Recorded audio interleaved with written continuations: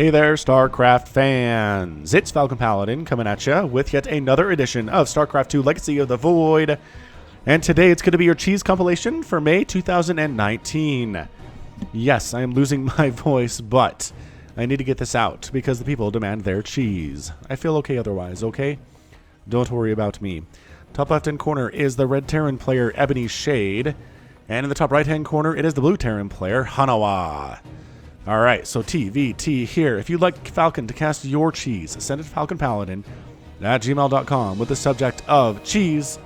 I'll get it to my screeners Scott and Jim, especially this month. Thank you for your help. We'll screen them and let me know which ones are fit to cast and which ones are interesting and which ones are fun. Alright, Hanawa, 2 SCVs coming out. That's going to be double barracks. Proxy barracks against Ebony Shade. He's SCV scouting, which is very, very important for detecting cheese. Worker scouting will detect cheese about 99.9% of the time, you guys. I know, the pros don't believe in it, but Falcon Paladin does, and you should as well. Okay, so the SCV gets in here and says, alright, so no gas, and I don't see any barracks at all in here. Now, it could be down here behind this wall. Usually that happens if you're doing it versus Protoss. If you're just kind of hiding a little barracks here versus a Protoss player, so they kind of get freaked out. There's a proxy going on, but in this case, no, definitely not. Did he even see this go down? He didn't even see that barracks go down. So as far as he knows, there's definitely a proxy. He's heading down to the most likely place for it. Could be up here to the north. The third base is a more likely location, though there's just more room to grow in here. A little bit closer to the ramp, too, for your rush distance. And yeah, the SCV comes in, sees the double barracks, sees the double SCVs, immediately making his own barracks back here. His response is, oh, he's going to bring Marines out. He's going to try to handle this with 1 Marine versus 2 Marines. That doesn't seem very good here, Ebony Shade. I don't think that's what you want to do, man. You're going to come up here and just die to these guys instantly? I mean, effectively, yes. That is what happened. Did he rally him up there? I think he move commanded him up there. Bunker! Bunker, you need to finish, like, right the heck now. Oh, SCV. The Marines need to focus down the SCV building the bunker. No, that Marine is dead, but the bunker is down, and that's what's important here. More Marines are in production. The Marines cannot kill this. They should really walk past and pick off these Marines one by one as they come on down here. But bam, we're in the bunker. The SCV is here to repair, but really, again, should be target fired by these guys. And yes, is being done, so nice job, Hanawa. But also in range of the bunker is not very good for you either here. This bunker is almost dead. It's down to 40 HP, but still alive. SCV comes down to repair. 2 Marines in the bunker. The more Marines in that bunker, the better it is. 3 Marines and then 4 Marines. The pinnacle of cheese defense is a bunker with 4 Marines at the top of your ramp. It turns out it's pretty good against enemy Marines at the very least. Lings can kind of run by. Zealots might be more of a problem, but if it's this kind of proxy barracks stuff, you're going to be okay. So I think Ebony Shade is honestly fine at this point. Hanawa has more workers. He's actually been macroing behind this a little bit. He should probably expand, and he is thinking about doing so based on these SCVs, but maybe he just brought them over here and forgot. No, he's building a command center inside his own main base, which is fine. So at this stage, I mean, it's pretty standard cheese. We're just checking out. It's done. I mean, Hanawa's cheese is completely over at this point. The only question is, how does Ebony Ma punish him for this? Ebony Shade punish him for this. Ebony Ma is that character on Infinity War. You remember the dude who's hanging out with Thanos, like preaching the gospel of Thanos to all the people? It's one of my favorite characters in that movie, honestly, and he dies kind of suddenly and kind of without much fanfare. But I don't know. I like that kind of stuff. It keeps me on my toes. If the better characters die without like any warning, then it makes me feel like nobody is safe. Although, really, in Infinity War, not many people died. I guess that's another discussion. If you want to hear more discussion on my thoughts with movies and stuff, you can subscribe to the Falcon Paladin Hour. It is a weekly podcast with me and Samacron, an Australian, where we talk about movies and TV shows and books and StarCraft and other video games and stuff. Now, here comes Ebony Shade. But just search Falcon Paladin in your podcast app, and you will definitely find it. Here comes Ebony Shade. Actually has more Marines here. He's got 11 to 5. Hanawa macroing behind this might have been the incredibly wrong decision here, as these Marines are going to come up and just... I mean, they outnumbered the Blue Marines by about a 2-to-1 margin there, and that's about it. It wasn't quite 2-to-1, but it was pretty close, and there were no casualties on the part of Red here. When it's 1-to-1, like, unupgraded Marines versus unupgraded Marines, numbers are everything, right? Same thing with Roaches. Unupgraded Roaches versus unupgraded Roaches. Roach count is everything. Tank count versus tank count. Bunker trying to come up, but Ebony Shade's counterattack. He's got reinforcements marching across the map here too. And I think that's going to be it. I think Hanawa is done. I think he went for the cheese and he got torched, and that's your GG. Hanawa taps out, and Ebony Shade is your winner in game number 1 of this cheese compilation. So that was a pretty basic one there. A little attempted barracks proxy got shut down pretty hard. Because again, the scouting from Ebony Shade. Nicely done, sir. Or madam. I suppose Ebony Shade could be a woman as well, or identify as such. All right, more cheese coming at you from Falcon Paladin. We'll be right back here. This is ZVP cheese here on Cyberforce for game number 2. It's going to be Kake versus Baniac, something like that. Bottom right-hand corner, a Baniac. The red Zerg in top left. It is the blue Protoss, KK. All right, who's the cheeser here? Honestly, what is the ZVP? I'm just going to go ahead and assume it's the Protoss. Protoss is the cheesier race. But with Nidus Worms, Zerg, I don't know. Is Nidus Worming cheese? Pretty much requires 2 bases, right? I mean, you could throw up a proxy hatch and then, I don't know. I don't know, but anyway, it looks like hatch first here from Baniac. Nothing too crazy there. And oh, it's the probe trick. It's the Probius trick here. First seen on this channel, done by Florencio. And we've seen it mimicked time before, interestingly enough. So let's go ahead and see if this works out here. It's not quite a perfect Probius. Like, I can tell there are multiple probes here, a little bit more than you usually can. But honestly, at this level, the player's not going to really scout that. Like, the Overlord caught a glimpse of that for about 2 seconds. And he's not going to notice that it's multiple probes coming across the map anyway. So the pool is just getting started, and the surprise attack is really why this works. Is you show up in here, and the Zerg's like, what are you doing? Why are you coming into the mineral line? And then you start attacking, and you've killed a few drones before the Zerg even knows what's happening. So at this point, let's look at that worker count. And it is 12-5 right now in favor of Baniac. Does he have any money? He doesn't have any money. He's got a pool on the way, but that's not going to help him as much if he doesn't have any money for Zerglings. The probes are trying to take down this pool. And honestly, what I think they should be doing here is taking down that drone. That income is more important to the Zerg player, there we go, than that pool is right now. As it's going to be hard for you to kill that building as it's coming up here. Brainiac is actually, or Baniac rather, I keep wanting to say Brainiac because that's what I think it should be. But Baniac is setting up some of his own drones to go for the counterattack here. Meanwhile, he does not, he does have the resources. He's making 6 Zerglings. He might actually end up saving his pool here. Oh, look at this counterattack. I'm loving this. If you're going to base race, Baniac actually has a pool. Oh, he didn't want to get caught there with the Broodlings. So he's going to go ahead and send one of his dudes here. Oh, and then there's the recall home. Then he recalls the probes home. When there's the battle, that is some fantastic on top of it thinking right there. No, drone. Don't fight. Don't fight that. What are we looking at? 13-6 workers. I guess we have it down here. Sometimes I forget in the new interface. But that drone does go down. The slowlings are cruising across the map. KPI needs to, like, I don't know, wall off or something.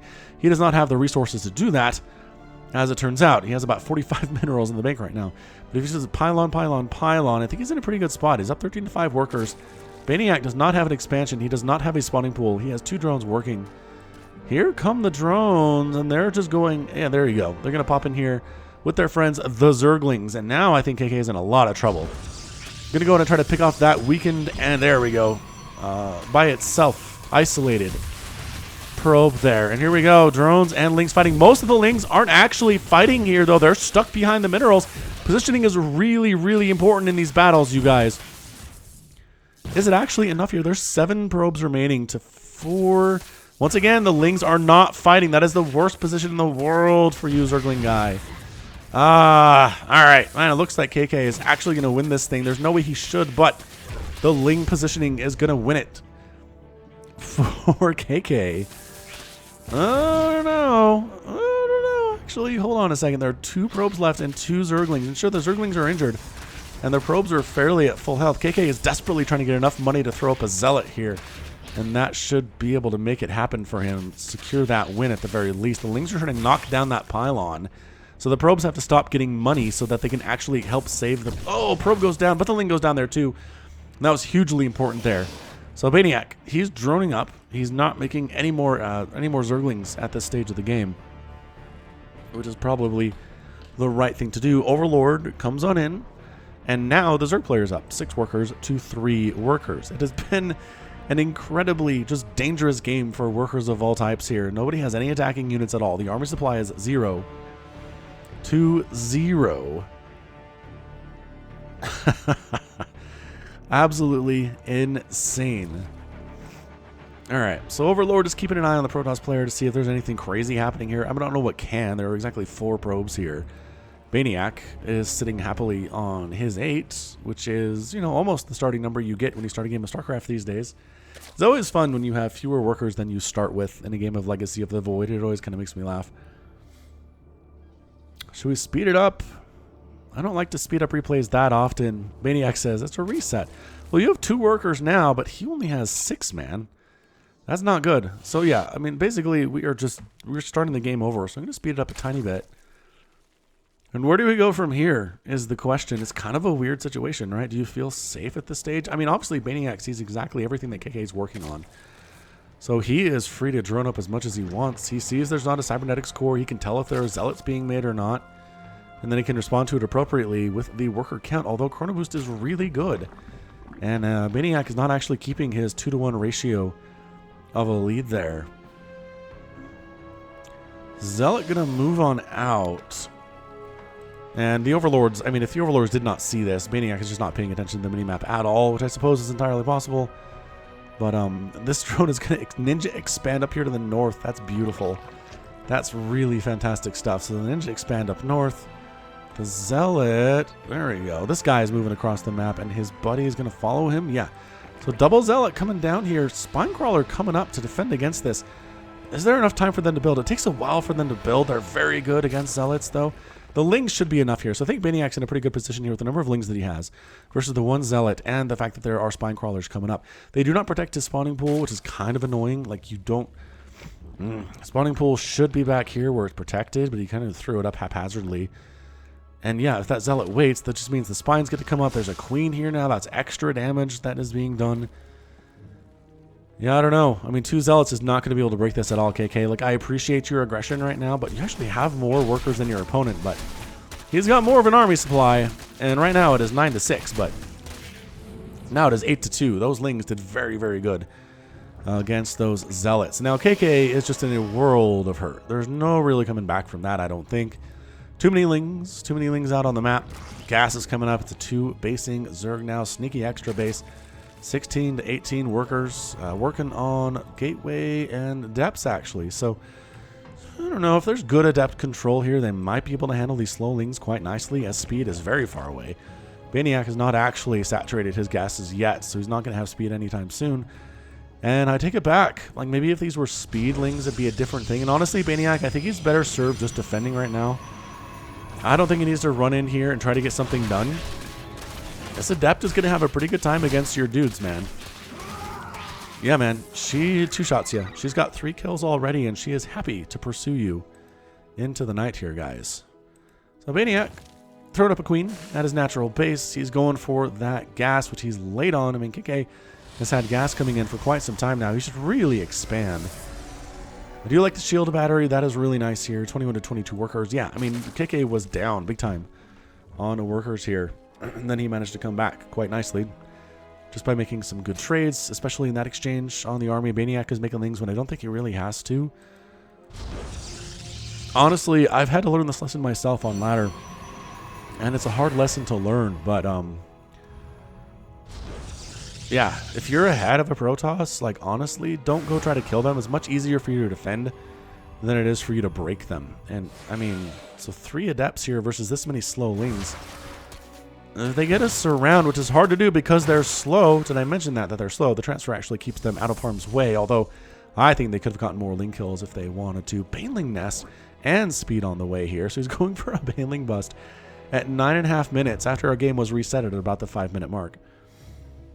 So these are fun. I like these kind of games quite a bit. Obviously, I can't get too excited about it or my voice cracks because, again, I'm losing it. But yeah, Mass Adept is countered quite nicely by Banelings, depending on the positioning of them. But also, you know, it's pretty good against this many Adepts, just surrounding them with Lings.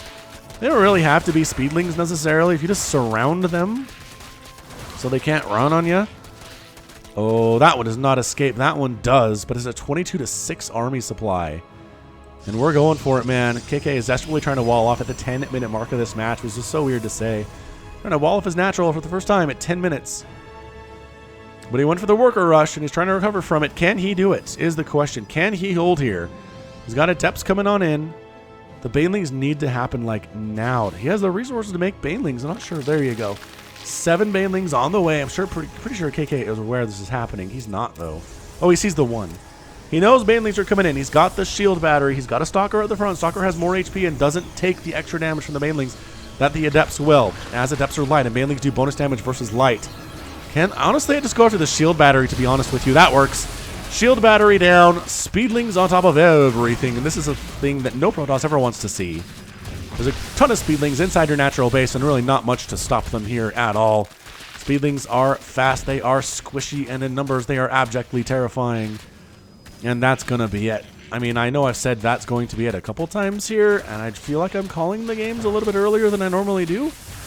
I don't know if it's because of the cold that I have or the cold medicine that I'm taking, but anyway, look at these probes fighting. These probes are fighting in here. Oh, look at that positioning again. Oh, the baneling should have exploded on over here. It would have been amazing, but look at these lings. They're trapped. Banelings exploding uselessly on nexuses here. Man, adepts with the support of shield batteries are kind of ridiculously good. And all of the lings get cleaned up. That was insane. Look at this. How many lings have died? 52 lings have died for 3 zealots, 12 adepts. All right, so maybe not. Banelings! Oh gosh, the worker count. The worker count is 8 for KK right now. That is a lot of dead. A lot of dead probes. Let's take a look at that real quick. 42 probes have died compared to 20 drones. And yeah, this is just too much. This is too much now. Goodbye, adepts. GG. KK is out, and Vaniac is your winner in 11 minutes and 55 seconds. So a little bit longer. Now, here are some rules I tell my screeners. If a game is a little bit longer, I usually try to keep them around 7 minutes at the longest. And if it's longer, it better be interesting and unique in some way. And that was this. I really think it was this. This was actually exciting throughout the entire match. Started with a worker rush, went crazy. I also tell my screeners not to choose worker rushes unless they get weird. And that was this one. So good job there, Baniac, dealing with the Probius. I mean, at some point it was 12 to 5 workers. KK was way up, and Baniac forced the issue by coming across the map with his drones and fighting the probes there, forcing the recall, and then allowing him to get his spawning pool back up and drone up, and got some banelings, countered exactly what KK was trying to do there, had the scouting overlords the whole time. It was really well executed. There were some questionable moments. I feel like when he showed up with 6 lings and a bunch of drones, he should have won that. But again, the lings were stuck behind these mineral patches instead of actually fighting inside the mineral line against these probes. And positioning is really important in StarCraft, you guys. Just make sure your units are attacking if they can. Lings especially are dumb like this. Zealots too, melee units are pretty stupid. But they'll kind of bunch up here instead of pathing around and trying to attack where they can actually attack. Anyway, good job for the Zerg. Let's come back with more cheese in just a second. We're back on year 0. Going to be a TVP this time. It's going to be Joe versus Star Fox. A PBT. I already said that. I know. I have a cold. My brain is kind of addled, but I'm committed to bringing you StarCraft. Top left-hand corner is the Red Terran player Joe. Joel? Maybe it's Joel. Joel Sleftball. I don't know. We'll call him Joel, I guess. And in the top right-hand corner, the blue Protoss player Star Fox with an extra X there, which makes it seem like an adult entertainment star's name. Okay, so TVP. First matchup of the day for that one.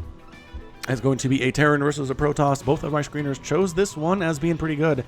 Interesting story about this. The replay time shows 8.5 hours. Which just means the person that played this game and sent it in just sat on, like, in the game but without leaving for 8.5 hours before actually exiting. So it's not that long. My screeners assured me. It says 8.5 hours in the client, but that's not what it is. So anyway... Oh, Planetary Fortress Rush here from Joel.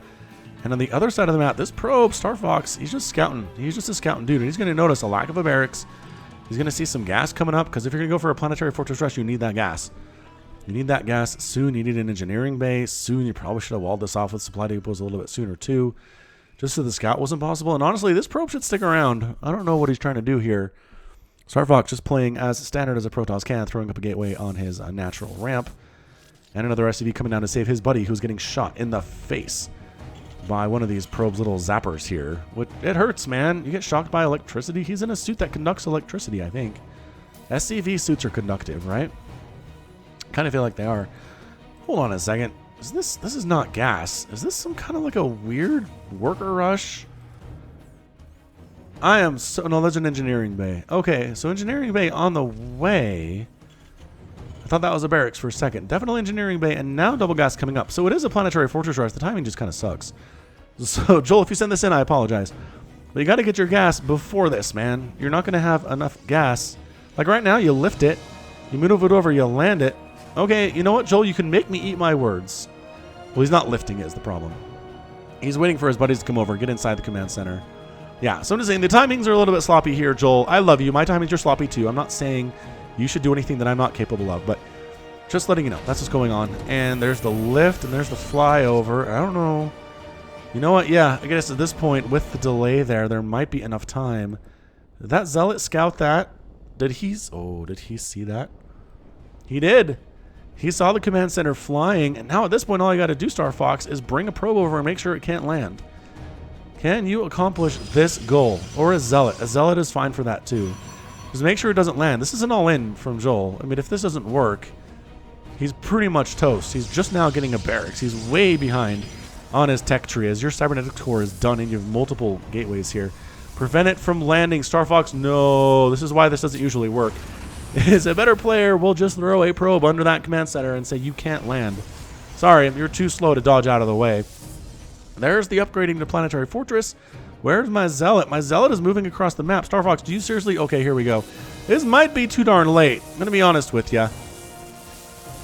Well, the SCVs almost die instantly there. That was a little bit anticlimactic. SCVs trying to keep themselves alive, trying to keep themselves close enough to repair the Planetary as it's coming up here.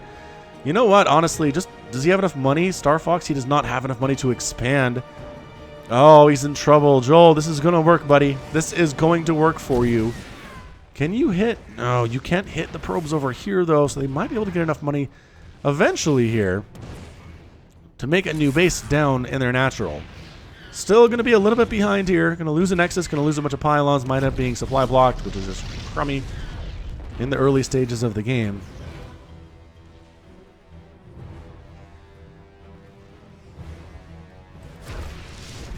Oh, SCVs are killing these probes up here so they can't get the cash. Oh, they just barely got it. They just barely got the cash to expand down here. Perfect. Perfection. These probes honestly should just go. Just go around the outside. Don't walk past the planetary. Don't lose these probes for nothing, man. You need them for mining later. There you go. Walking them down the outside, out of the range of the planetary fortress. Kind of worried about coming over here, but that works out just fine. All right. So there's a stalker down here. Planetary fortresses notoriously cannot move. What's the follow-up going to be here from Joel? I like that he's doing stuff, though. That's good. Like, you know what? The planetary fortress can handle itself. Let's go ahead and actually start making some tanks. Maybe start making some marines. I think that would make a lot of sense here, too. And maybe siege the front door of that Protoss. We're just going to one base this thing. The stalker actually just moving in, though. Out of Star Fox. And, oh, gets the Marine. That's a huge pickoff there. Zealot going after the biggest possible target. There you go. Now going after the supply depot. Now, the SCVs can come up, but the Stalker can hit them. This is not like Zerglings are shooting at you, man. Zerglings can't deal with this. Oh, a tank comes out just in the nick of time from Joel, though. That is a hugely important play for the Terran player. The tank can hold this, whereas nothing else really could. Oh, that was beautiful. That was a beautiful timing on that tank. Everybody was in so much trouble. Joel was especially in so much trouble, but where the heck were these probes going? Are they hiding or what? I don't know. Well, get some gas, I guess. It's 25 to 19 workers. Joel is up. It means he's really oversaturated, doesn't it? Or maybe he just has workers. He's got workers up here doing stuff. So he's not oversaturated because he's using them for attacking things for some reason. So good job, Planetary Fortress. Got 5 kills. Most of that is going to be like pylons and nexuses and stuff. So I guess if your 1 kill is a nexus, that makes you feel pretty good about yourself as a PF, huh? I imagine it does.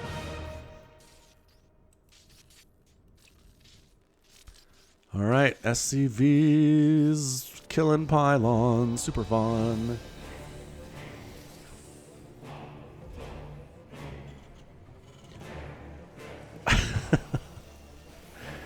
Oh, drop time. Drop time from Joel. He's going medevacs. He's going marines. He's going stim and +1 Can I try to win this thing with like a double medevac drop? It seems like, which I'm honestly a fan of. With stim too, boy. And that +1, you might as well get it. You have an engineering bay anyway. But oh, the proxy down here from Star Fox 2. Twilight Council. Is he going a DT rush? When behind Dark Shrine? Is that how this works? I kind of feel like that's what we're looking at right now. Is a when behind Dark Shrine type scenario.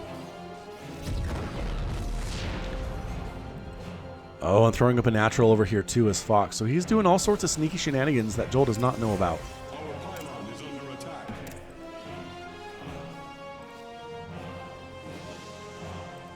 Scantipede hanging out. He's been here for a while. Usually critters will wander off, but this guy is pretty happy to stay in the Protoss natural base for the time being. Or I guess it's the Protoss' main for now.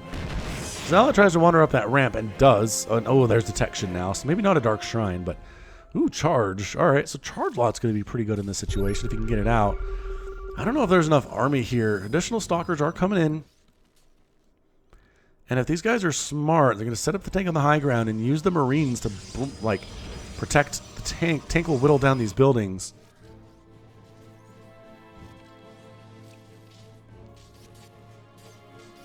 Or maybe just go down this way and just unload behind the mineral line, because it's a drop. What am I thinking, Falcon? Silly me. All right, so we unload. We siege up. Charge is not done yet. The probes, no probes into the meat grinder. No, even if you win this, you've lost all of your probes in the process. The Marauders are having a great time down there. And that's it, man. That is a 31-4 army supply. The follow-up drop to the Planetary Fortress Rush is the winner. And Joel is the guy getting the Terran win in this TVP. And now apparently, Joel, wait, what? They both left the game? Why does the replay report as 6.5 hours or 8.5 hours or whatever it was? That's weird. That's really weird. Anyway, good. Good little cheese there. 8 minutes, short, sweet. You had the Planetary Fortress Rush, which was really successful. Star Fox did not quite respond to it properly, unfortunately for him. And then the follow-up, Joel just macroed better. He just got upgrades. He got Marines. He got tanks. He defended his front door. He moved across with a huge Marine Marauder ball. The tank's got 10 kills. That is a very, very happy tank there. And pulling the probes was just, you can't do it, not against Stimmed Bio with the tank behind your mineral line. You run them away and you let the Zealots and the Stalkers handle it if they can. The probes are not going to be any use there at all. Okay, next cheese coming your way now. Cyber Forest here for game number 4. It's going to be AAA versus Freeman. Bottom right-hand corner is the Protoss player. He's blue, he's Freeman. And in the top left-hand corner, he is red, he's Terran, and he's AAA. Ooh, nice little trophy there. Is that like that's a machine gun of some kind, like a Gatling gun probably. A lot of bullets coming out of that thing, as it turns out there. So well played, winning that tournament at your level. Did you know you can get these too? You just play online tournaments in your StarCraft client. They are tailored to your particular level and your particular league. And so you play against people who are as good as you are, or maybe a little bit better, maybe a little bit worse. And if you win, you get a trophy you can display. It's kind of cool. All right, so probe moving out here. Is that it's a gateway? So maybe just a scouting probe. But again, I just feel like Protoss are the cheesier of the races anymore these days. And yeah, this is a sneaky, sneaky probe. He's coming around back here. What you up to, man? What you gonna do? Oh, interesting. Never mind. Just kind of checked around the edges and then came in anyway. Whoa, hang on. Hang on. Oh, the SCV saw it. AAA saw this.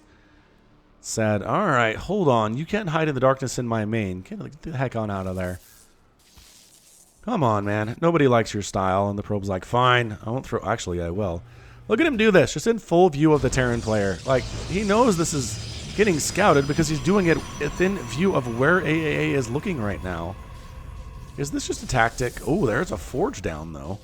So is a gateway into a forge? No, put them to work or have them attack it or something. Actually, your priority right now is killing the probe. It is the priority of the moment, is killing the probe. The response here from AA is not fantastic. As it turns out, he just have 4 SCVs working on that pylon. And then 3 attacking that one there. Go around the outside and get it. Actually, the priority, again, is killing the probe. Kill the probe. Oh, man, this is working out really too well for Freeman right now.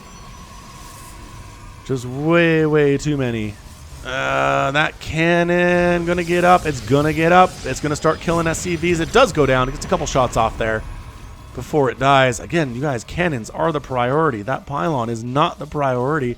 Does he not know this one is a cannon? AA, you're in huge amounts of trouble.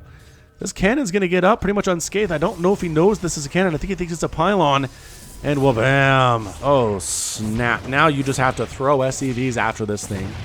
One after the other. I like that AA is making a Reaper. Oh, this cannon is going to be like the top killingest cannon of all time. Look at this guy go. It is 3 shots to kill an SCV. So that's going to help here quite immensely. But it is still 7 kills on this dude. Well, should we go 10? I feel like we can get 10. 11. 11 seems pretty easy too at this rate. Oh gosh, there's only one at a time here. This cannon is the hero cannon of all time for all Protoss everywhere. Bow down and worship at the feet of this cannon. Jeez. 16 probes killed. Most of them by that cannon. Freeman has a proxy up here for some reason. I don't know why. It's 23 to 4 workers right now. Freeman should be able to just march across the map with like 3 stalkers and win this thing. Although, as I like to say, Terran is not dead until they are dead. Technically, there's no mules on the field, as there are no orbital commands yet. Stargate and a photon cannon over here. All right, man. So maybe an Oracle follow-up, fine. But I'm telling you, Freeman, you get that much done with that one cannon, you just show up with 3 stalkers and you win the day. Also, holy smokes, defending his mineral line against. I guess maybe he's worried about this Reaper causing major problems for him, but. Again, make a stalker, keep him at home, and you're pretty much good against any number of Reaper shenanigans. By any number, I mean like any number of 1 Reaper shenanigans here. I'd love him to sneak up here and throw down another cannon and see if AAA noticed. That would be honestly hilarious if we got there.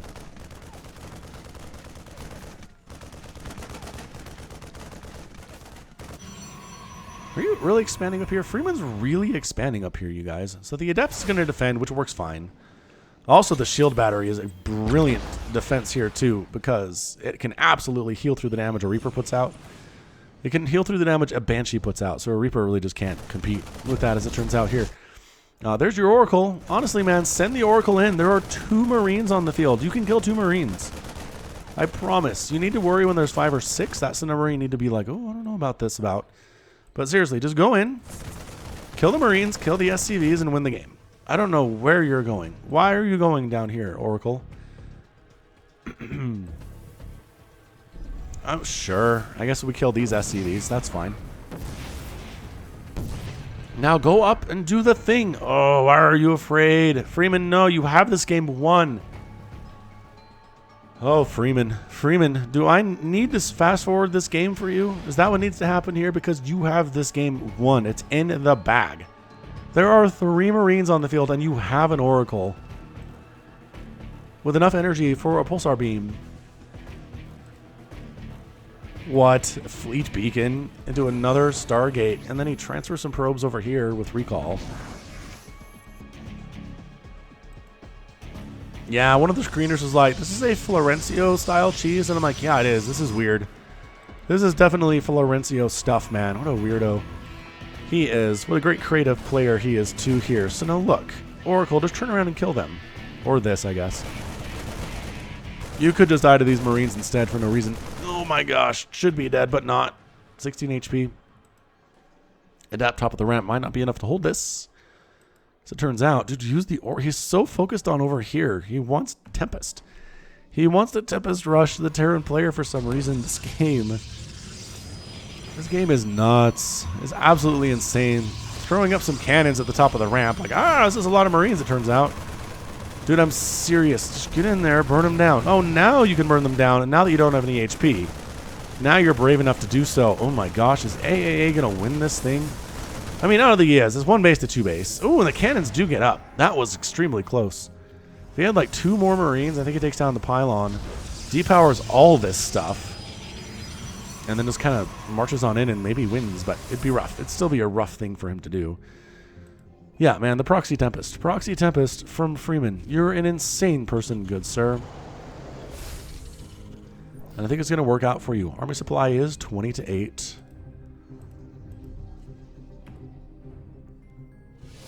First Tempest is here, flying over the Ewoks. Hey guys, having a party by that campfire, I see.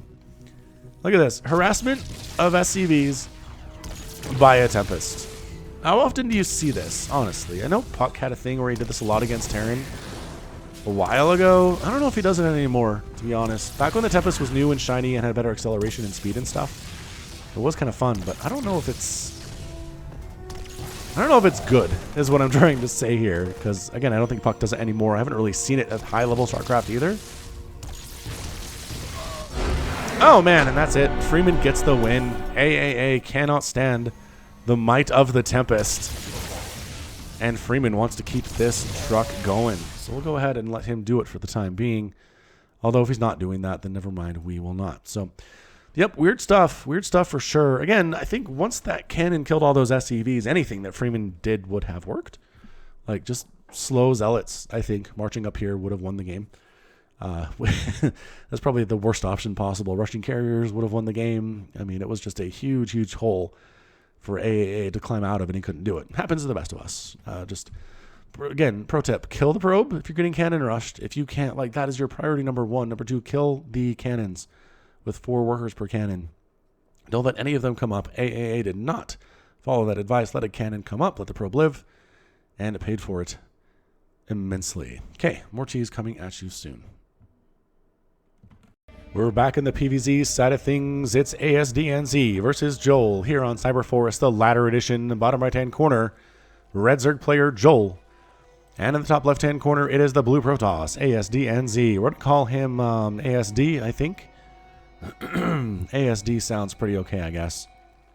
All right, so the cheeser again. It feels like it's Protoss, okay? I know I'm probably biased. I know I'm probably showing my racism against the Protoss, but man, it just seems like they're the ones who are teasers most of the time here, at least in the current patch of StarCraft 2 Legacy of the Void. Terrans have their proxy barracks, I get it. Terrans have their one-base battlecruiser rush, which is pretty interesting, and it doesn't necessarily have to be cheese either. You can totally macro with it too. Just like you battlecruiser rush instead of Reaper attack, and it's actually pretty devastating. In fact, you can even Reaper attack along with it, and it's pretty fantastic. Now here is your proxy hatch. There you go, Joel, showing us where it's at, showing us one of the things that Zerg can do for cheese.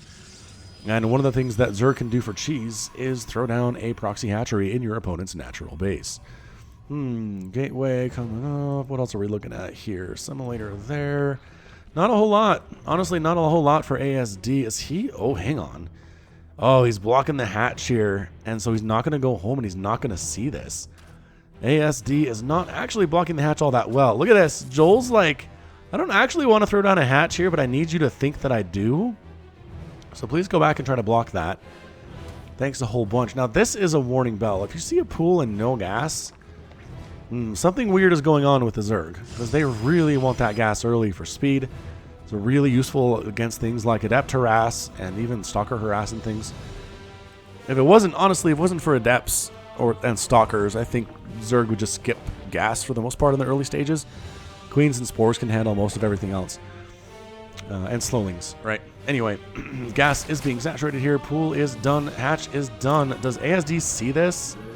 He knows about it. He did almost nothing to stop it, though, which I find very odd. And he's just expanding over here instead. All right, I kind of like this. I kind of like the response of like, well, whatever. You can have my natural. There are plenty other places to expand on this map. Plenty other fish in the sea. Before this game gets too crazy, quick plug for the merch. There is a store, Shopify. Falcon Paladin got together to create a Shopify Falcon Paladin merch store. Check it out. Link in the description at the end of the video here, too. Honestly, we're not getting a lot of hits on these Falcon Paladin things, the shirts and the hoodies and mugs and whatnot. So if you are interested in getting merch, you just don't see what you want, let me know in the comments what we should get. And we'll make it happen. Lings and Queens are here. They're fighting against your pylon. It's not an Artosa's pylon. Thank goodness for that. Good preparation there for ASD. Further walling off here. The Queen versus the Adept is an interesting fight, actually. The Queen's going to win that thing every day because the Adept will not kill that Queen almost pretty much ever in a one-to-one style battle. Queens are pretty good that way. Stalker comes out as a pretty desperate hold out of ASD right now. Probe's getting pulled into fight here. This Queen is fighting hard, though. He's got 2 kills already, spreading that creep. Honestly, take down the tumor. I would really prioritize the tumor there, but nope. Now creep is spreading up. Now you can't wall off versus the Zerg until you kill that tumor, and you don't have detection because you don't have a forge or a cybernetics core. Or rather, a robotics facility. You have the core. Well, there's a Stalker fighting up here too. High ground belongs to the Stalkers, but it doesn't matter because the Overlord is providing high ground vision. This is kind of awesome. I'm really kind of enjoying this, honestly. One Stalker goes down. Queen fighting. Queen is probably saving up her energy for a transfuse. She has enough right now, actually. Go for the transfuse. Go for that 50 energy. Transfuse that spine. It's really important to your winning right now. Stalkers still holding. Shield battery coming up. But when there's creep this far spread into your base, it is a bad time, man. Really bad time. Is he seriously not going to get speed? What is he even getting gas for then, man? He's got 300 gas, and he's done absolutely zero things with it. Alright, whatever, it's fine. Ling's trying to take down that pylon. Oh, Roach, finish the pylon. The Lings aren't going to get it done, not against those Stalkers with a shield battery. Not at all. Look at this Queen, though. Queen still alive, takes down the pylon, got 3 kills. Looks like she did throw a transfuse down on that spine, which is so nice. Gateway out, but it's already unpowered anyway. So what does it really matter? Roach fighting shield battery, healing up these Stalkers. ASD getting that shield battery was the best idea he's had in a long time here. The creep spread means he can't repower these gateways. I think he's just done. I honestly think that ASG is just toast at this point. He can't make more units. He needs to start doing that. He's got the money for it. Build stuff over here. You've got to probe out. I understand you're worried about this, but like you need to micro your Stalkers well, and you need to start building additional gateways somewhere else. Or repowering this one at least with a pylon here. Oh, we can't get Warp Gate unless he has a Cyber Core. And that was not getting powered for some time. Yeah, this is problematic. This is really problematic for ASD right now. That spine only had 1 kill when it died. Are you kidding me? How did it only have 1 kill when it went down? That's absolutely insane to me. It makes no sense at all. Alright, so now we got Ravagers, and Ravagers just adding insult to injury here. It's 26 to 8 total army supply. I think this is just kind of like a bring your roaches up, maybe to research Ling speed. Still not interested in doing that. He's got his gas is going towards Ravagers, which I guess is a better use of gas maybe than speed would be, although speed wrapping around these Stalkers would be pretty awesome. Look at this Ravager. He's like, I'm gonna corrosive bile those Stalkers. Brah. Never mind, I'll get shot in the face a bunch of times and completely missed with the corrosive bile. I gotta say, even at like my level of StarCraft, players are pretty darn good at dodging corrosive biles. And so, like, the higher level you get, it just feels like corrosive bile not as good. Great against stationary targets, okay? If you want to go ahead and hit tanks with it that are in siege mode, you want to use it to kill force fields, go for it. But, man, if you're trying to hit something that can move at any level, players are going to be like, ah, ha, ha. Whatever. I almost feel like it should be buffed a little bit. It should land a little bit faster than it does, because the warning comes, then it's like beat, bile. I don't know. I'm just balance whining as a Zerg player right now. Corrosive bile should be better. Everybody's like, you're insane, Falcon. Who says corrosive bile should be better? It's really good. Look at that. And actually killed that Stalker. Look at me getting my point disproven. Alright, well, mining's not happening here, except over here at the natural base. So secret base for ASD, I'm not sure how much it matters. He's got additional gateways like I told him to do. It's a little bit late for that now, as there are a million roaches and Ravagers here. It's 40 to 14. It's like if you don't deal with a roach infestation in your house early, it becomes a big roach infestation. And Joel turned it into a big roach infestation. ASD did not respond properly enough. This is not our queen, is it? No, it's another queen.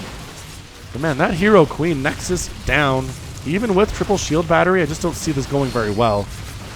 Shield batteries are great, but man, they can get depleted sooner rather than later. And sometimes the damage output is just enough to overwhelm them anyway. You have enough stuff like that. And goodbye, ASD. It was nice knowing you. Probes coming in for the fight now, too. Last gasp ditch effort here from ASD. But if your probes are fighting against roaches and Ravagers, it's a bad time. And the GG out of ASD. He shows the good manner. Joel returns it. Decides to stay on in here and kill the Protoss player with the rest of his units until the cows come home. So nicely done. Nicely done there, Joel, with a little proxy hatch that ASD really did not respond to at all. Now, what you can do, honestly, is send down a Zealot and like 6 probes and take it down. A second Zealot should pop out and maybe take it down as well. You can handle it, and it really does slow down the Zerg player to lose this thing. I can tell you from a Zerg player's experience. Letting it pop here and then just kind of like, well, we can deal with it as it comes. It's just not really viable, as it turns out. I love that ASD took this expansion. That was really nice, but in the end, you just didn't have enough stuff at the top of the ramp here. Honestly, cannons would have been good. Cannons with shield batteries would have been really good. The stalkers were fantastic. But either more of those or cannon support or build the shield batteries earlier and you're going to have a better time. An immortal would have been worth its weight in gold there too. Going for a robotics facility would have been super useful. All right, cool. More cheese, maybe 1 or 2. We'll see how it goes. I'll be right back though. All right, Dextimus, Blue King, Port Alexander, the Ladder Edition, TVT here. Sons of Core Hall icon outside the command center. Bottom right-hand corner, red. Top left-hand corner, blue. Dextimus. That's a pretty good name, honestly. Dextimus there. It feels very Roman to me. Dextimus, the Terran player. All right, man, who's our cheeser? Obviously, you're going to throw it down a supply depot because you need to do that fast. Where you quickly get supply blocked and can't do much of anything else as far as producing workers or attacking units go. You actually build all the barracks you want. If you're supply blocked, you just can't build any Marines with them, which nobody's really interested in doing. Gas opening from both players here too, so nobody's going for the proxy cheese yet. At least not a Marine cheese. Could be Reapers. And again, based on the pathing of this SCV, does he take a hard left? Nah, man, he's got something on his mind. He's heading north, and north is an indication that this is our cheeser in point of fact. That's the guy. Oh, by the way, I'm going to be on vacation next week. It's my weekly extended family reunion. I do this every month or every year, honestly. So I'll have the buffer up, though. You'll get your casts. I might not be as responsive to comments as I usually am, though. You won't probably notice anything that's happening, but just know I'm on vacation, sort of. So there's your barracks coming up from Blue King. Barracks at home very safely here from Dextimus. And he comes in with the SCV Scout, and I'm loving it. Really enjoy the SCV Scout. It'd be better if he came in and saw the gas count instead of getting blocked here, as SCV is a tiny bit late. But he recognizes this is probably a proxy of some kind, or maybe like a battlecruiser rush of some kind. But regardless, I should really try to see what's going on. Honestly, a scan would be so useful here. Honestly, more useful than a mule would be. I mean, he's actually late on his orbital command here. Come on, Dextimus. You toss that thing up. Let's go. Get an orbital command up on some level. And, oh, it's a ghost rush from Blue King. Yes. Oh, and he's flying the barracks inside the other Terran base. This is good. I love it when Terrans fly their buildings inside the other person's base. It just makes me so happy. As somebody who doesn't have that much map awareness on the inside of his own base. Oh, crap. Oh, crap. Oh, crap. I got scouted. Hold on. Oh. No, he saw that, right? I know, the music restarts for some reason. Oh, yeah, for sure. He saw that. And he was like, hey, no. Nope. No. Dextimus is doing the thing where you prevent it from landing. There you go. That's what I'm here about. Jukes. The Jukes. The Jukes from our SCV guy. He's making sure this barracks never gets to land. Oh, Blue King is getting shut down here. Shut down so hard right now. The Reaper comes out and he's like, what am I supposed to do with this? Go over here and kill the other player. Go. Go, Reaper. You're of no use to us here. You can't shoot up. Look at him being all defensive and stuff. Come on, dude. Get across the map. Get your Reaper over here and start working on people. This isn't even going to be a planetary fortress. I like this is happening. I'm very happy this is happening because this is exactly what that Protoss should have done against the planetary fortress rushing Terran in the previous game. Should have put the probe under the building so it couldn't land, and then it's useless to the Terran player. So he just builds a actually factory out here. Because he got a Ghost Academy, can't do anything with it, which is honestly hilarious. Why on earth would you get an engineering bay, man? Hey, look, a Marine. There you go. Start working on it. This is beautiful. This Reaper needs to go and needs to start killing stuff now. Yeah, here we go. This is what we're talking about. And he knows it's coming from over here. I guess killing this stuff is probably a better thing anyway. So Dextimus, oh, he's going to shut down our Ghost Rush. I mean, I do like it when the cheesers get beat on the stream. Send me your cheese that you defeat or that you succeed with or that maybe beats you if it's really fun. But at the same time, I kind of wish we could see a Ghost Rush. I just don't know that's going to happen. Oh, Hellion coming out here. Hellion versus Hellion and a Reaper. The odds are not in your favor here, Mr. Hellion. You're outnumbered pretty significantly in a 2-to-1 margin. And times. Yeah, still, a Reaper could show up here and just wreck every one of these SCVs if it was under control of somebody like Special or like Maru or something. But obviously, Dextimus is not that player, and that's okay. I'm not Sue. I'm not Cyril. I'm at peace with that. But seriously, if you're a moderately good player, you should be able to at least force a lot of lost mining time as these SCVs lose those mineral patches to try to kill you as you shoot them in the back of the head as they're trying to work. If this barracks manages to get back in here, I will be extremely pleased. Is he even watching this? Dextimus is not really... Oh, now he is. The Marine shows up. Yeah, okay. So he knows it's there. That's good news. So 25 to 24 workers. We've kind of reset a little bit here. It's a 1 base to 1 base. Still going for ghosts, by the way. Piss poor Ghost Academy. All it ever wanted to do was train Cloak and nukes and stuff and facilitate the building of ghosts, but not today. It is not in the cards for you. You're going to die to Hellions and Reapers. It is the most shameful death. The most shameful death for a building in all of StarCraft 2, you guys, is to be killed by Hellions and Reapers. Goodbye, Ghost Academy. We knew thee well. You didn't do much, but we knew ye anyway. So first ghost is out. It's looking pretty cool. He's not facing the camera because cool guys don't actually face the camera.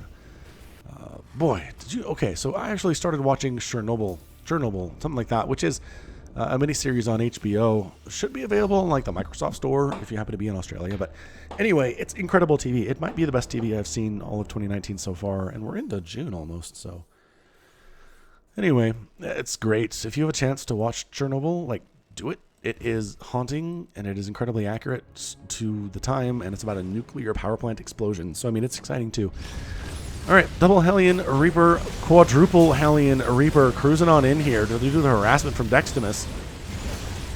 Once again, I admire your chutzpah, trying to take down a building with just Hellions and Reapers, but this one can bite back. I recommend you get in here and roast up these SCVs.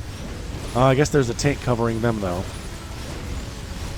I like how the repair's coming in. I mean, I guess it helps, but... Ah, tank! That's what I'm talking about. Tank fire. Not good, but roasting up those SCVs. All right, this game is getting pretty interesting. Blue King losing a ton of workers here. Planetary Fortress is going to finish, and that is your cue to leave, Dextimus. Now, buddy. Now, buddy. Buddy, now. All right, not now, I guess, but more people survived than I thought would. I like how Blue King is still flowing back and forth here with his barracks. Ghosts, ready to rock, man. They got Cloak. They do bonus damage versus light. They are ready to kill all of your stuff. There's the scan, though. Cyclone says, get out of my house. It's not bonus damage versus light. That's what ghosts are, but it hits nevertheless. Second ghost comes here inside the main base. And starts throwing down a nuke. All right, cool. So we're going to get a nuke here after all, probably. I mean, oh no, your scan. Wait, is that blue flame? That is blue flame, but it's too late.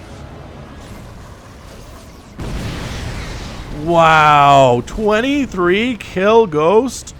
Whoa. And he's picking off the wounded SCVs and the Hellion that came to kill him.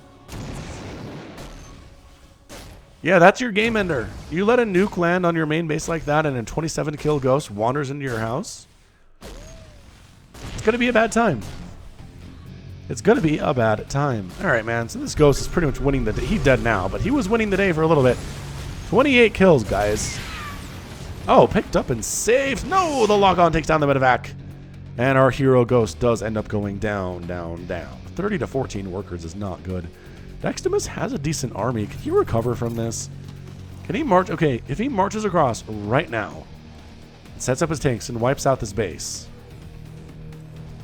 I think he might be able to get back into this thing. Right? Make SCVs, throw down some mules, attack with this stuff. Perfect. Perfectly attacking with this stuff. Blue King does not have much of an army at all. Honestly, a lot of SCVs are stuck up here for some reason. I guess maybe try to send them to the natural base, but there's a wall here. So they're pathing, put them up here instead. There we go. Lower supply depot. SCVs get to work. About time. All of Blue King's APM was spent elsewhere. Here we go. We setting up. We ready to go, boys? Dextimus. Do not attack the planetary fortress with your freaking Hellions. Wait for the tanks, you idiots. Sheesh. Come on, Deximus. Come on, Cyclones. Nope, you can't outrange the planetary fortress with your lock-on. Wait. Oh, maybe there is a sweet spot there, though. Maybe up here you can. But tank range is forever. Tank range does not expire like lock-on does. Hey, look, another nuke coming up. Is this one? Scan. Scan. Scan. Oh, he didn't scan, but he pulled this time. Very smart. Good job, friend. 3 kills. Not as great, as it turns out. Oh, Liberator. Double lock on. Near it. Oh, it survives. Are you kidding me with 6 HP? No. Tanks, no. Tanks, no. Oh, Blue King is doing such a great job pulling Deximus away from where he needs to be.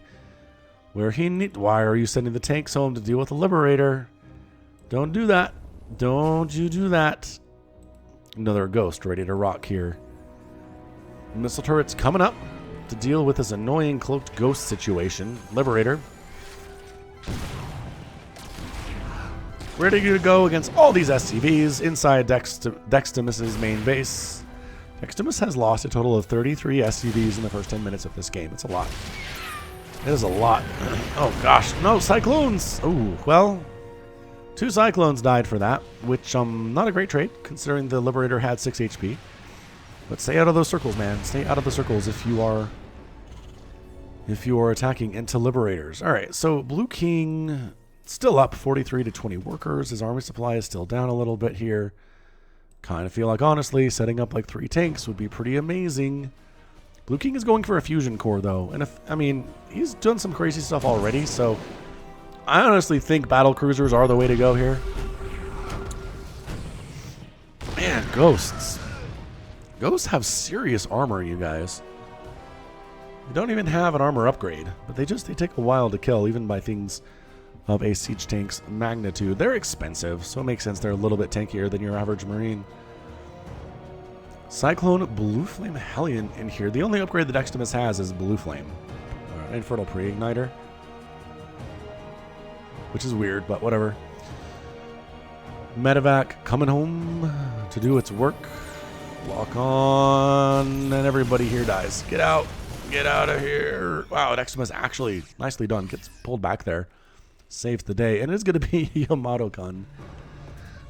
Blue King with the battle cruisers trying to finish this thing off. Barracks going for the scout, man. He just wants to see what's going on in here, that's all. He'd like to know if there's anything that can really necessarily stop a battle cruiser, and the answer is not really. There are tanks here, and a Marine and a Raven, and 2 Cyclones. 2 Cyclones are good against armored stuff, which battle cruisers are, but not enough. Not enough, as it turns out. Alright, so where are the battle cruisers going to come from? Here they are. It doesn't matter where they're made, because they can just teleport to anywhere they need to go.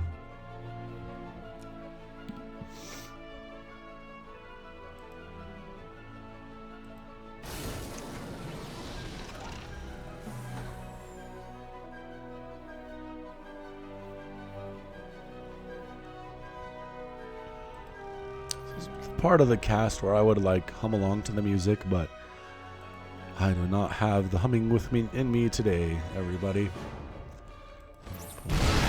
Whoa! Tank wanders into Raven range and tank range, he gets blasted. Third base attempt here by Blue King. Gonna sneak it up into a Ninja Expand location. And Battlecruiser 1 is done. Is he waiting for Battlecruiser 2 before he moves out? 2 Battlecruisers are better than 1, for sure. And if you're going to keep or catch your opponent by surprise, showing up with 2 is much more surprising than just showing up with 1. That has been my experience on the other end of it, anyway. Ooh, hang on. He's moving. He's moving. Is he just moving out with the battlecruiser and a bunch of his dudes? Alright, maybe so he's not going to jump at all. He's going to use the Yamato, though. Hellions cruising around getting stuff done. Once again, Planetary Fortress versus Hellion. Not a great battle, man. Oh, hang on, there it is. Get out of the range. That's it, right there, right there. Oh, he's not patient enough to stay in the range he needs to. And he keeps getting rocked. All right, well, Tank's not in siege mode either. There we go. They take a step backwards, and then they get run up on behind by Blue King's army, and everybody dies. Yeah, man, army supply is 71 to 32 right now. There's just not enough from Dextimus. Battlecruiser taking down a Raven. Nicely done, good sir. And third base by Dextimus is trying to get up here, but there's an army right on the doorstep. Raven gets wiped out. This is it. This is your final last gasp out of Dextimus. Can't he hold? He's making Hellions, which I don't know if that's what he wants here. He's really like his Hellions in TVT, though. Oh, he's got some Thors. All right, maybe. But the Marines are going to counter that quite spectacularly. Marines are like Zerglings and Zealots. They just do really well against Thors, it turns out. Liberator sets up here, and Tank is out. Battlecruiser chasing down these Thors, taking that splash damage attack instead of the single target damage. I'm not sure how much it matters, though. Everybody focusing down Thor number 3. He's out. And that's your good game. Dextimus is out. Blue King is your winner in 15 minutes and 39 seconds. So Ghost Rush there, initially held by Dextimus. I had some high hopes for him, but in the end, it was not to be. And he ends up falling to the Battlecruiser follow-up out of Blue King after taking a massive nuke to his face. I mean, he lost 44 SCVs in this game. Blue King only lost 12. In the end, there was 44 to 29 workers. Economy was just hugely in favor of the Terran, and that's kind of all that really matters in a lot of these matches. All right, cool. Well, that is going to be it from me for today. This has been Falcon Paladin coming at you with yet another edition of StarCraft 2 Legacy of the Void and your cheese compilation for May 2019. Go ahead and hit that like button, hit that subscribe if you like what you saw and what you heard today. You can also catch me on Twitter, Facebook, Patreon, and Twitch, all at /Falcon Paladin.